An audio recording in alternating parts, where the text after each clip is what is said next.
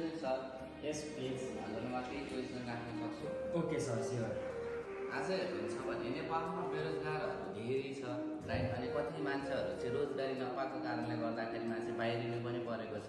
आज दिनमा चाहिँ 100, 200, 150जनाको चाहिँ गइरहेको छ।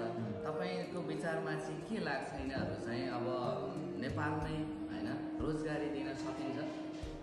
एकछिन यस्तो छ सर, एकदमै राम्रो क्वेसन गर्नुभयो तपाईँले। अहिलेको समयमा जुन एजुकेसन सिस्टमले चाहिँ हाम्रो नेपालमा जति पनि युवाहरू युवतीहरू मान्छेहरू बेरोजगारी हुँदैछन्, मेरो विचारमा के लाग्छ भन्दाखेरि अहिलेको समयमा जुन हाम्रो युवा पुस्ताले पाउनुपर्ने एजुकेसन सिस्टम छ नि, त्यो एजुकेसन सिस्टम नै कमजोरी छ क्या। अहिलेको समयमा चाहिएको एजुकेसन सिस्टम चाहिँ के हो त भन्दाखेरि जति पनि युवा युवतीहरू छन् उनीहरूलाई चाहिँ नेपालमै रोजगार क्रिएट गर्नको लागि है अहिलेको समयमा चाहिएको एजुकेसन सिस्टम भनेको पहिला सुरुमा त रोगमुक्त जीवन चाहिँ कसरी जिउन सकिन्छ भन्ने एजुकेसन सिस्टम चाहियो। सेकेन्ड नम्बरमा ऋणमुक्त जीवन कसरी जिउन सकिन्छ भन्ने एजुकेसन सिस्टम चाहियो। र थर्ड नम्बरमा चाहिँ चिन्तामुक्त जीवन चाहिँ कसरी जिउन सकिन्छ भन्ने एजुकेसन सिस्टम चाहिँ पायो भने उनीहरूले चाहिँ हामीले जति पनि चाहेको रोजगारीहरू आफ्नो जीवन स्तरहरू चाहिँ मजाले बिताउन सक्छन् सर अहिलेको समयमा चाहिँ। थ्याङ्क यू सो मच, एकदम राम्रो कुरा गर्नुहुन्छ सर तपाईँले होइन। अहिले चाहिएको मान्छेहरूलाई त्यस्तै हो होइन। आज रोगमुक्त, ऋणमुक्त, चिन्तामुक्त जीवन यो चाहिँ एजुकेसन चाहिएको हो। तर यो चाहिन त चाहिएको हो, तर यो पाउने ठाउँ चाहिँ कहाँ होला सर?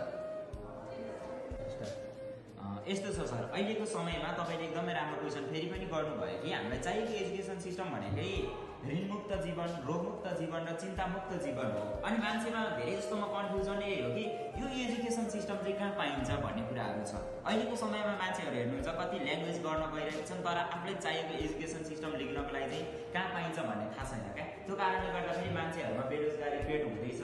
अब यसको लागि तपाईँले रोगमुक्त जीवन, ऋणमुक्त जीवन, चिन्तामुक्त जीवन जिउनको लागि चाहिँ तपाईँले हाम्रो एउटा पेज छ, जुन पेजमा चाहिँ माथि टपिकमै लेखिएको छ कि पिडिपी इन्टरप्रेन्योर नेपाल प्राइभेट लिमिटेड भन्ने एउटा हाम्रो फेसबुक पेज छ। तपाईँले त्यसमा फलो गरेर चाहिँ हामीसँग कनेक्ट हुनुभयो भने चाहिँ तपाईँले यो एजुकेसन सिस्टम चाहिँ मजाले एभाइलेबल भइरहेको छ।